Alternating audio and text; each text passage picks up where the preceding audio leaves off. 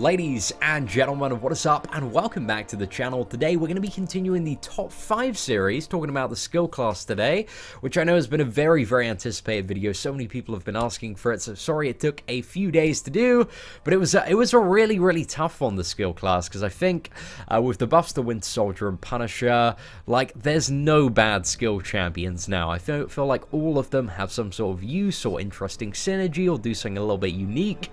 So I love the skill class. I think it's in a really good place at the moment. There's so many interesting characters, so much different utility, so it's a really cool class. But anyway, let's talk about the top 5 characters. So in my rankings, at number 5, I'm going to put Daredevil, the classic version. Really solid character, still amazing after the patch. He doesn't really have like too many interesting abilities and quirks. He's just very good because he's quite simple and has some really effective stuff. So the main thing with an Awakened Daredevil, the classic version, is that he has a chance to automatically evade projectiles. And when you get him up to dupe level 99, this is 100%, so it makes it so easy to deal with so many very tricky characters, especially in stuff like Alliance War, like Spider-Man with that really complicated level 1 to evade. A lot of people, myself included, just can't consistently nail it, but with Daredevil, you don't have to worry about kind of fully evading these tricky projectiles. And also in Alliance War as well, you know, he can automatically evade stuff that's near close to impossible, like the Doctor Strange's special 2, that's really annoying. For example, like Winter Soldier's level 2, he could auto-evade that as well if you saw a Winter Soldier ever in Alliance War defense. So very useful having the auto-evade there. He also has a 40% chance when blocking any attack to take 0 damage as well, which is kind of like a mini version of Captain America's shield, along with some really solid kind of base block proficiency. Doesn't make all of his parries 0 still, but you know, it's pretty decent. And plus you have the blocking ability, I believe, can still trigger on parry, so you can occasionally get 0 parries as well. And apart from that, Daredevil gains an additional crit chance on his special attacks, and they have a chance to stun the opponent for either 2.5 seconds on the special 1 or 3.5 seconds on the special 2. And this is if you crit with any component of a special attack, it will stun. So yeah, a pretty long stun there on the special too. There's some interesting things you can do with that if it gets on the last hit to maybe work in like a combo or 2 additional during that stun time. So that's really valuable there. But Daredevil's just still a really solid champion because he's very simple yet very effective. Now at number 4. Now, I'm gonna rank this champion at number 4 because she is amazing. She's so good, and that's Gwenpool, guys. You know I love my Gwenpool. She's my top champion at the moment. Really solid character. So Gwenpool does an amazing amount of bleed damage on pretty much any opponent. The damage output is so fantastic. But the problem with Gwenpool is she has some scenarios where she's really heavily disadvantaged or screwed, and those scenarios are against bleed immune champions, also Black Panther and Mordo, because on any of her attacks she has a chance to stun a bleeding target. So when you're against like a Mordo or a Black Panther Civil War, it can sometimes just get reflected, and it's really gonna hurt, and your Gwenpool's probably gonna die. So yeah, I really like Gwenpool, but she just has some really bad matchups in the game. But on a lot of fights, if you can bleed the opponent, she is so good. The damage output is crazy. On a special attack too, you also have a power lock, which lasts for 7 seconds, and you can actually just constantly reapply this if you're playing really aggressively and just using your bleed to refresh it at the end of its duration. So yeah, there's some really interesting ways and aggressive ways that you can play Gwenpool to permanently power lock the opponent. But apart from that, she's just very simple and very effective because she deals so much damage. Like, the damage on Gwenpool is honestly absurd, but a very fun champion to play. Also, 2 things worth mentioning are in her signature ability. So she's capped at the amount of damage she can lose from a special attack, so she can't die to any special attacks. And also she reduces her opponent's defensive ability accuracy by 2% for every combo on the combo meter. So this means at 50 attacks, then you can completely bypass any defensive ability accuracy reduction. However, on the average fight, like 50 attacks is a lot of attacks, especially for a Gwenpool, so it's not really effective on most fights. You don't get the full benefit out of it, but it can help out in certain scenarios. But yeah, it's a little bit too slow at 2% per stack to be competitive with some of the main defensive ability accuracy reducers. which are the final 3 champions that we want to talk about. Now, I said this in the top 5 mutant video, where I don't think, like, before the patch, you know, you had a certain champion in every class that was just so incredibly dominant in, like, every scenario you went into. I think between these 3 champions, like, matchup, every fight, context of the game, it all matters, and depending on all that stuff, kind of changes around the rankings of every character. So those 3 characters are CROSSBONES, Elektra, and Black Widow. So let's talk about how they reduce defensive ability accuracy, because that's the big thing, and all of these 3 champions are very, very effective at doing it. So CROSSBONES reduces defensive ability accuracy by 23% for every stack of Fury he has. So above like 5 stacks, you've pretty much got the 100% ability accuracy reduction. On Elektra, so whenever the opponent is debuffed, either with a bleed or with your parry stun, then it reduces their defensive ability accuracy by 85%. And if you play Elektra very well, very aggressively, most of the time you can have the special one bleed up, or if the opponent can't bleed, then it goes to an armor break. So it's pretty good to you know, keep up, and also especially with deep wounds, that increases the duration by a bit and makes it a little bit easier to play that character. And then finally we have Black Widow, whose defensive ability accuracy reduction is always active, and it's based off her signature ability when she's awakened. And at the max level, dupe level 99, it's 70%, and this goes up 15% against science characters and down 15% against mutant characters.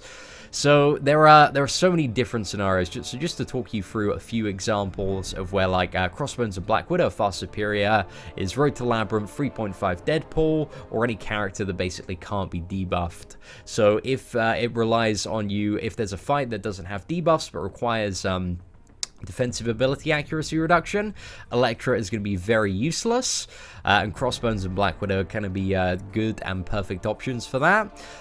When we talk about Alliance War, CROSSBONES is heavily disadvantaged on a lot of fights where you might be able to deal with a magic with Black Widow or Elektra.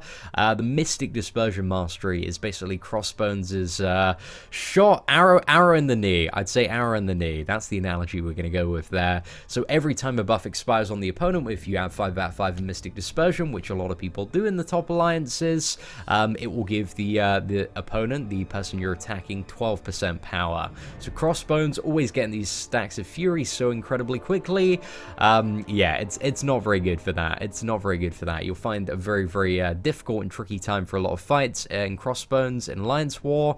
So I don't think he's great for that. In Alliance War, it's Elektra and Black Widow. However, again, the circumstances between the two vary quite a bit, because Black Widow now is really, really ineffective against champions like Nightcrawler, because it's only 55% max, whereas Elektra in a matchup like that might be significantly more effective.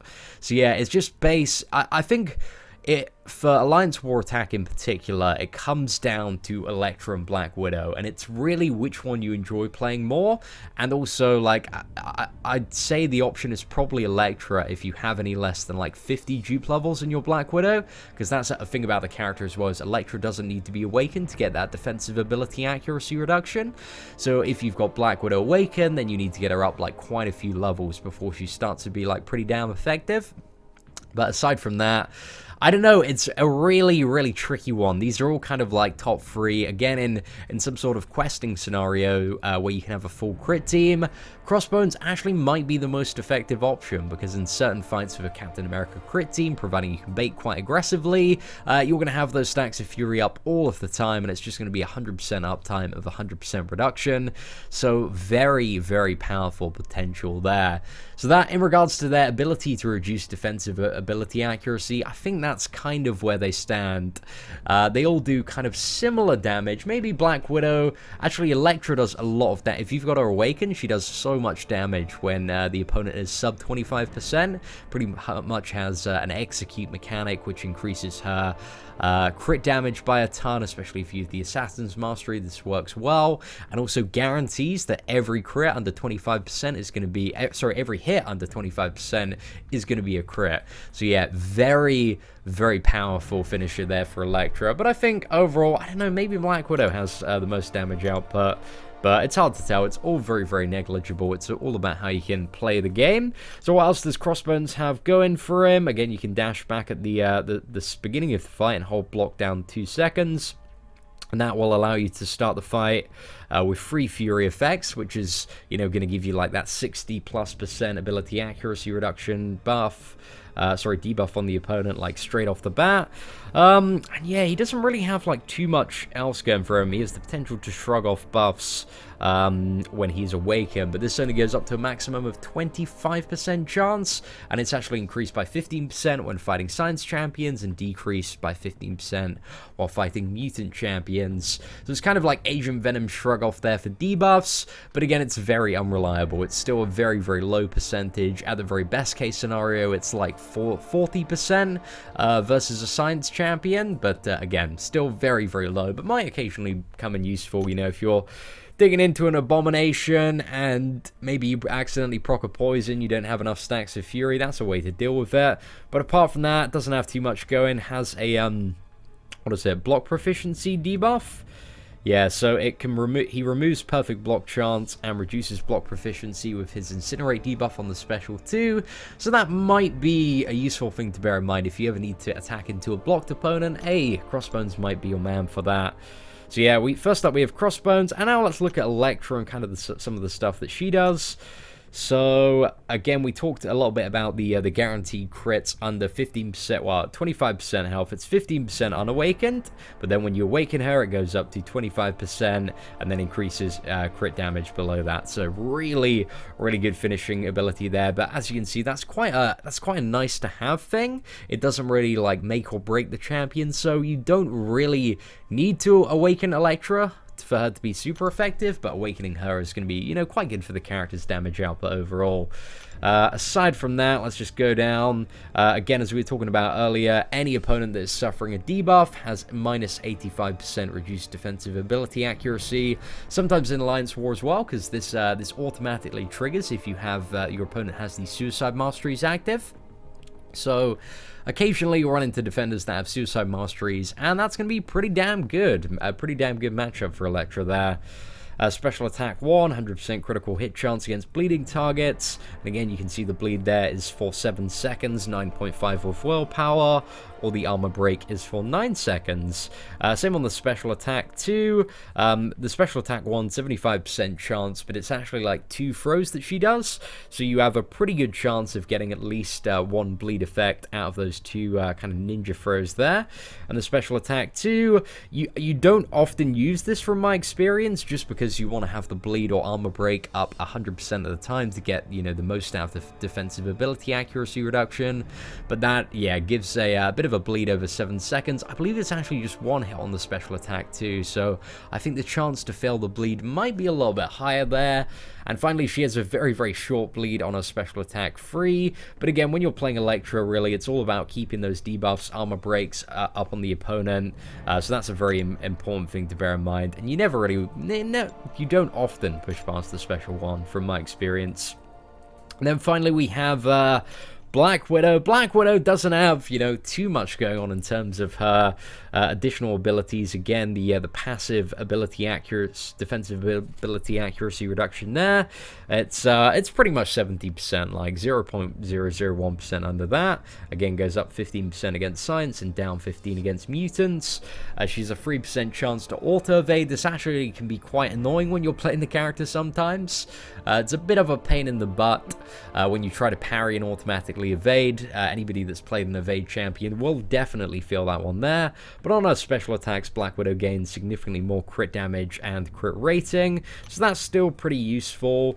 Like, it's, again, between, like, Elektra and Black Widow, I think it's really up to the player. It's really, you know, which one do you enjoy playing more? Do you have deep wounds as well?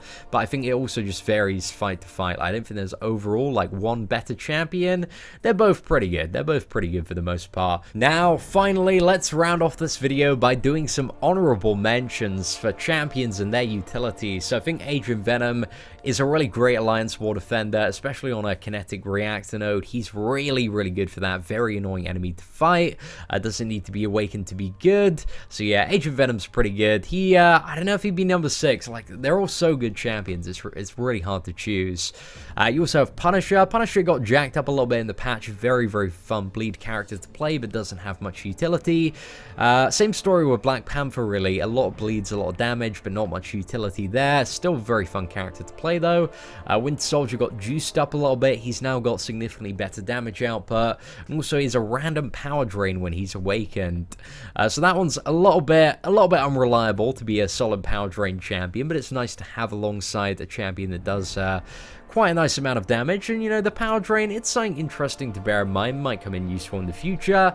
And then we have Falcon. So Falcon's a very good character to have for the synergies, but also like sliding back and holding down block for a couple of seconds will allow Falcon to lock on, and that gives you 100% defensive ability accuracy reduction, but it's only for about, I believe, 12 seconds, and then you have like a 45-second cooldown on it. So it's good for kind of when you need to deal with that in short bursts. Say you're fighting a very stacked Iron Man character and you're getting close to 15%.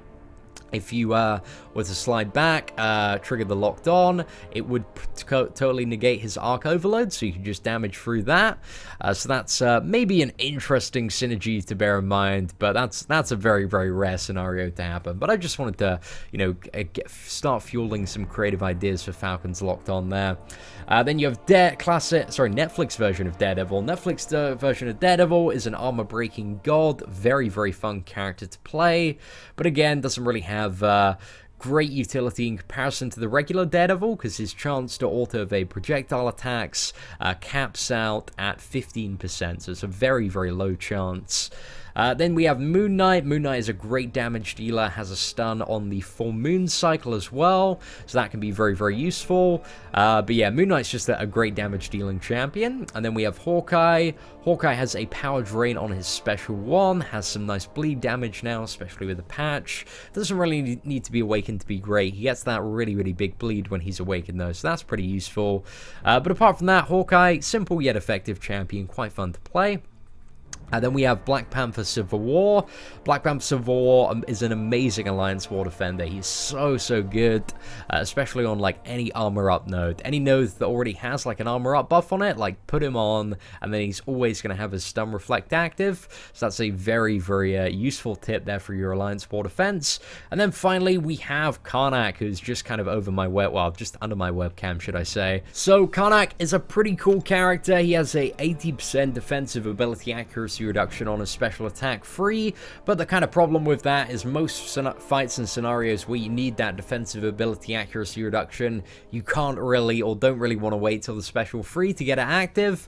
So yeah, it's a little bit too slow. I think if maybe this was 100% on the special attack free, KARNAK might see a little bit more play, a few more scenarios where he was useful, but it's only a maximum of 80% there. So yeah, not really super effective, but apart from that, KARNAK has some alright damage. His awakened ability allows him to shrug off non-damaging debuff effects a little bit faster than normal. It goes up to 50% maximum, so you can like half the duration of any debuffs on you, so that's pretty cool. Not quite as powerful as Rogue's passive though, which is minus 70% on that, and also reduces any damage from poison by 65%, so it's kind of like heavily negates a lot of poison damage if you're ever playing with KARNAK, so that's an interesting thing to bear in mind. But apart from that, like, I really like the skill class. I think it's in a really, really solid place.